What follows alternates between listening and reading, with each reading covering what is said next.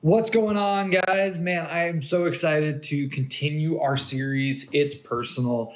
Last week, I felt like it was really fun. It was really great to get this series started and diving into the story of Zacchaeus and this one key moment in Jesus's ministry and what it shows about Jesus. I think that is so cool. There's so much.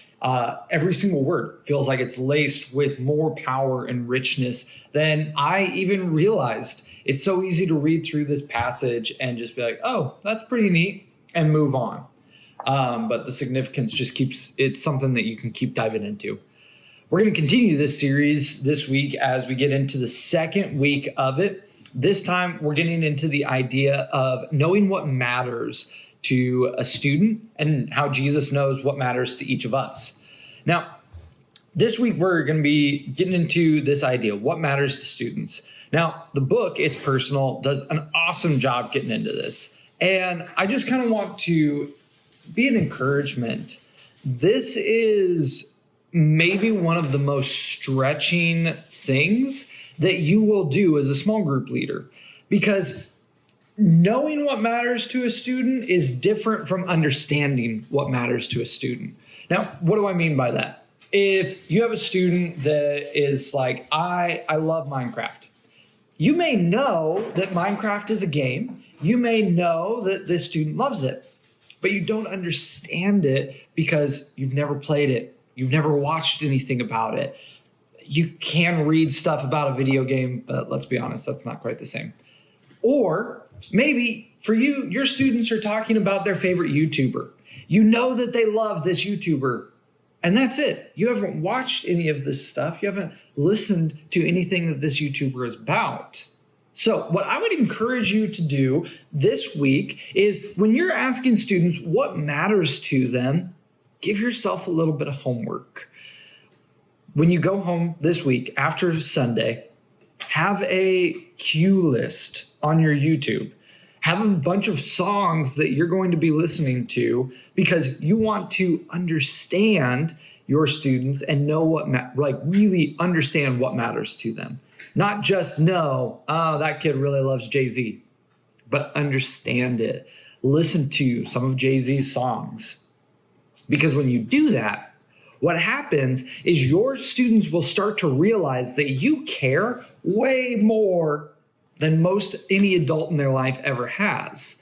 Because you'll be one of few people in their world that actually keeps up with the same stuff. And you're doing that only because you like your students. You care for and love your students, and they'll see that. And your relationship with your students will dramatically change. Now, I do understand that life is busy and it's crazy and it's hectic, but I also know that we're all spending obnoxiously way too much time on our phones, me included, and some of that time can be used to grow your relationship with your small group. So guys, I am praying for you. I hope that this Sunday can be amazing. There's nothing out of the norm with it. One final thing, and I almost forgot this.